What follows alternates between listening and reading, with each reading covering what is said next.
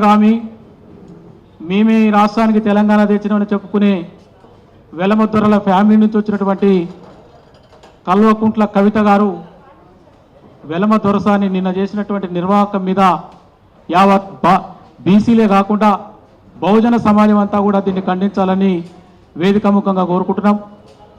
ముఖ్యంగా వారు చేసినటువంటి దాడిని ప్రతి ఒక్కరు కూడా మేము పొద్దుటి నుంచి మార్నింగ్ నుంచి మేమందరం కూడా ఈ కార్యక్రమం మీద మాట్లాడుతున్నప్పుడు సమాజం అంతా కూడా ముక్త కంఠంతో ఖండించాల్సిందే.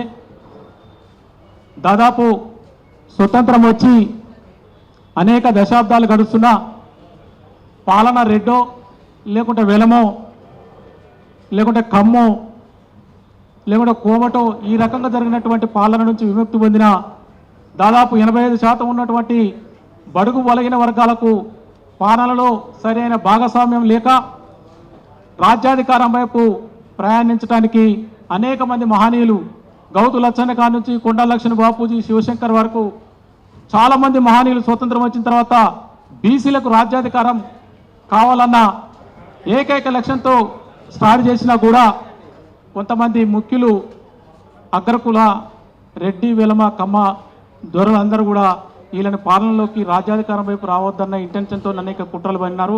ఆ కుట్రలో భాగంగానే నిన్న జరిగినటువంటి దాడిని ఈ మధ్యకాలంలో బీసీ మూమెంట్ మీరందరూ చూస్తున్నారు.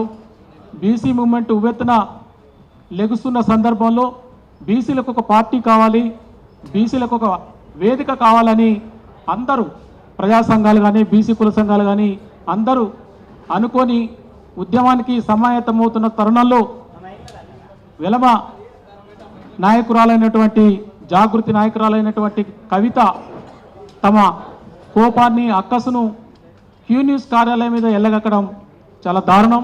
దాన్ని అందరం కూడా ముక్త కంఠంతో ఖండిస్తున్నాం. ఎమ్మటే ఈ రాష్ట్ర ప్రభుత్వం తగిన చర్యలు తీసుకోవాలని ఈ వేదిక ద్వారా మేము కోరుతున్నాం. కవితని తొందరగా అరెస్ట్ చేయాలని ఈ వేదిక ద్వారా మేము గవర్నమెంట్ని డిమాండ్ చేస్తున్నాం. ఈ సందర్భంగా ఇక్కడికి వచ్చినటువంటి మా పెద్దలందరూ కూడా ఉన్నారు, వారందరూ కూడా సందేశాన్ని ఇస్తారు.